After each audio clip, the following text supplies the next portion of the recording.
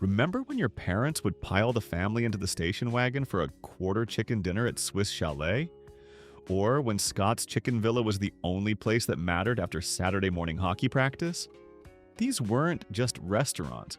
They were the backdrop to every birthday, every celebration, every ordinary weekend that somehow felt special.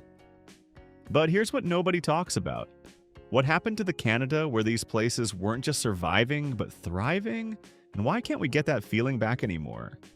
Coming in at number 8, we have Scott's Chicken Villa. And if you remember the orange and brown booth, the smell of that pressure-fried chicken hitting you the moment you walk through the door, you're already smiling. Scott's wasn't just a place to eat. It was where your hockey team went after Saturday morning practice, still wearing your equipment, skates slung over your shoulder, the entire restaurant filling with the sound of boys arguing about who scored the best goal. It was where your parents took you for your birthday when McDonald's felt too common, but Swiss Chalet seemed too formal, where that distinctive bucket of chicken with the Scott's logo became the centerpiece of countless family dinners brought home in the back seat of a wood-paneled station wagon. Founded in Toronto in 1957, Scott's Chicken Villa spread across Ontario and into the prairies through the 60s and 70s, becoming the homegrown answer to the American chicken chains that were just starting to creep northward. The beauty of Scott's was its unapologetic Canadianness. There was no colonel with a string tie, no cartoon mascot trying too hard, just straightforward, no-nonsense chicken that tasted like someone actually cared about the recipe. The fries came in those red and white striped bags that got translucent with grease. The coleslaw was perpetually too sweet in that way that only seemed right when you were a kid, and the gravy had a peppery bite that you can still taste if you close your eyes. At number 7, Mother Tucker's food experience takes us into different territory entirely because this wasn't about quick chicken dinners after hockey practice. This was where your parents went on date night in the 70s, where graduation dinners happened, where the dark wood paneling and Tiffany lamps created an atmosphere that felt impossibly sophisticated when you were 12 years old and allowed to tag along for your older sister's birthday. Mother Tucker's emerged from Toronto in 1972 and spread across Ontario with its salad bar concept that felt revolutionary at the time. Offering a theatrical dining experience with servers in period costume and an almost obsessive fixation on making everything just a bit more dramatic than it needed to be. The salad bar wasn't just lettuce and tomatoes. It stretched the length of the restaurant with carved ice sculptures and 50 different toppings and dressings you'd never heard of. If you love this trip down memory lane, hit that like button and subscribe, because we've got 6 more forgotten diners that'll transport you straight back to the Canada you grew up in, to a time when eating out meant something different than it does today. The mid-60s brought us number 6, Red Barn, with its distinctive gambrel-roofed buildings that made every location instantly recognizable from the highway. That Red Barn roof rising above the flat Ontario landscape or the Quebec countryside like a promise that the long drive was about to get better. While Red Barn was technically an American import, the Canadian locations took on their own character through the 70s, particularly across Ontario and Quebec, where they became the essential roadside stop on family vacations to cottage country. You'd be squeezed in the back seat between your siblings, the vinyl seat sticking to your legs in the summer heat, watching out the window for that Red Barn roof while your dad insisted we weren't stopping until we were at least halfway there. The genius of Red Barn was its chicken and burgers served in an era before fast food had been completely systematized into blandness. The Big Barney burger actually felt substantial, thick enough that you had to squish it down to get your mouth around it. And the fried chicken competed seriously with the established chains, coming in a bucket that your mother would save afterward for storing buttons or craft supplies. What made Red Barn memorable wasn't just the food, but the atmosphere of its time. This was the era of wood-paneled station wagons with rear-facing seats where the youngest kids sat, of AM radio playing Gordon Lightfoot and Anne Murray, of highway driving before seatbelt laws when you could lie down in the back and watch the clouds through the rear window. The interior design leaned heavy into that rustic barn aesthetic with exposed beams and red-checked patterns everywhere. creating a space that felt distinctly different from the chrome and plastic aesthetic that would dominate fast food by the 80s. Number 5 brings us to the Golden Griddle, and if you're of a certain age, you can still hear the sizzle of pancake batter hitting that hot griddle. Can still picture the illustrated menu with its cartoon chef and the promise of 21 varieties of pancakes that made choosing feel like the most important decision of your week. Founded in Toronto in 1964, the Golden Griddle became the weekend breakfast destination for families across Ontario and beyond, offering a dining experience that was somehow both special and comfortably unpretentious.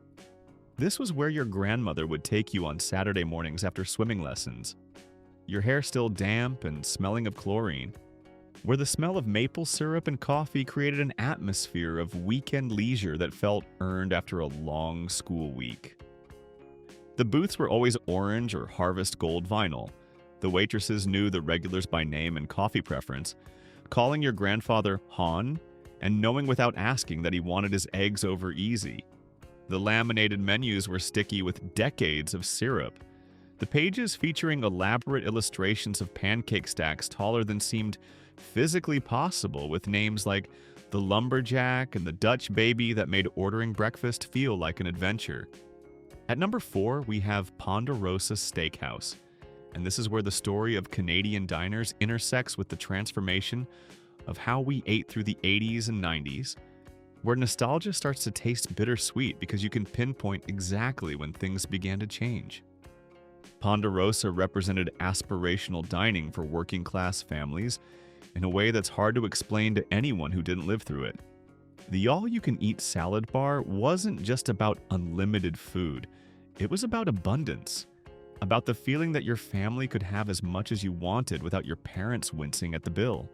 The steak was affordable enough for a family of 4, and while everyone knew it wasn't A8A Alberta beef, it didn't matter because what you were buying wasn't just dinner but the experience of eating somewhere that felt a step above. The buffet concept let kids feel a sense of agency in choosing their own meal, loading up plates with croutons and bacon bits, and that weird dessert pudding that came in orange and chocolate. The Canadian locations peaked through the 80s, often anchoring strip malls and suburban developments that were themselves symbols of Canadian middle-class expansion, places where your parents had finally saved enough for a house with a backyard and 2 cars. But here's where things get bittersweet, where the cultural ground shifts beneath these memories. Ponderosa's decline mirrors the broader transformation in Canadian dining culture as food became simultaneously more health-conscious and more stratified.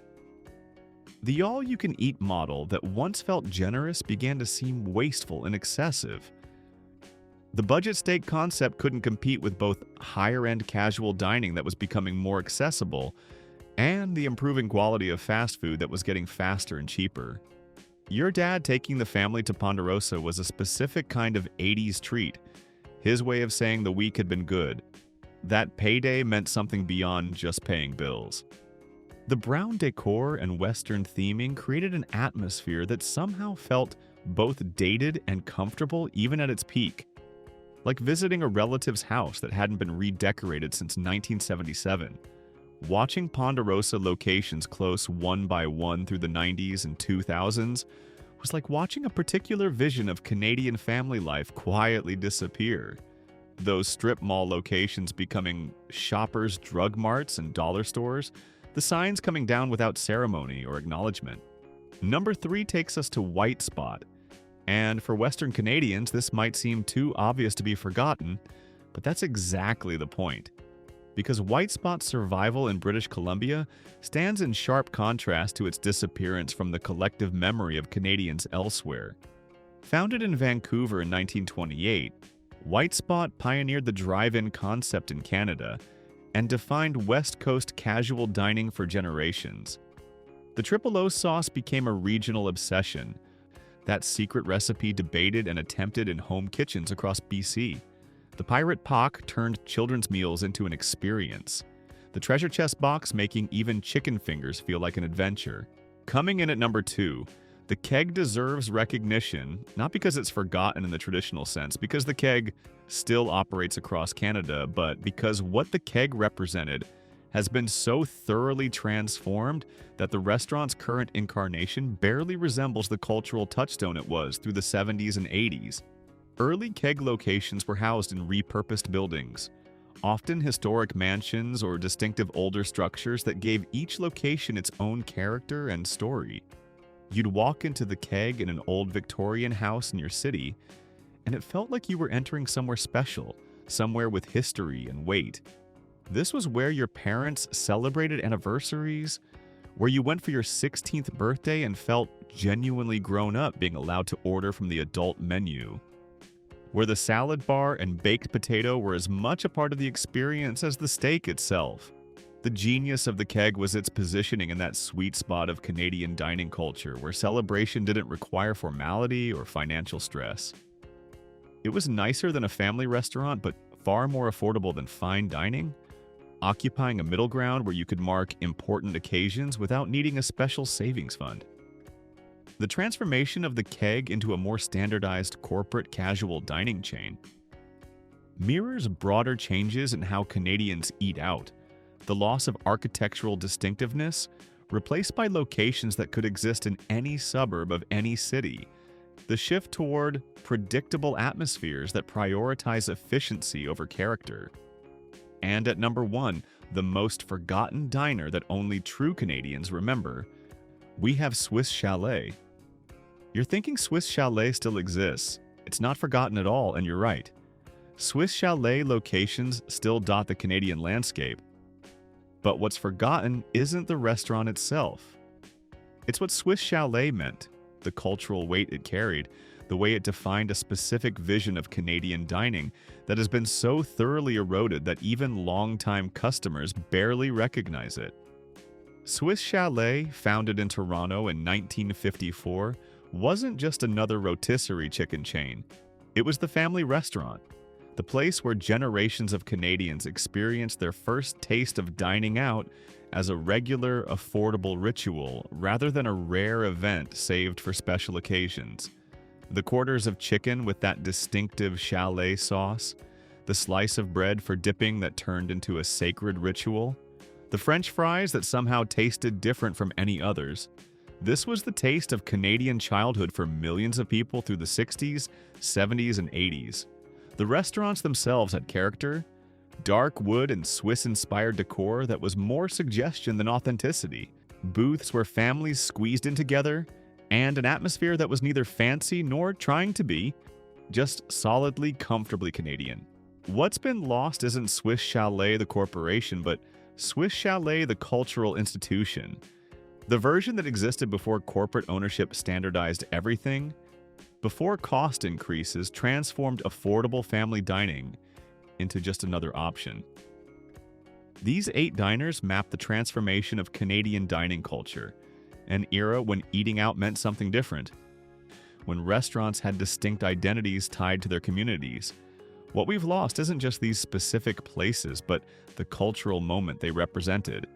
A Canada less corporatized, more regional, where the landscape still offered surprises. Here's to the diners we'll never forget, even as the Canada that created them continues to slip further into memory.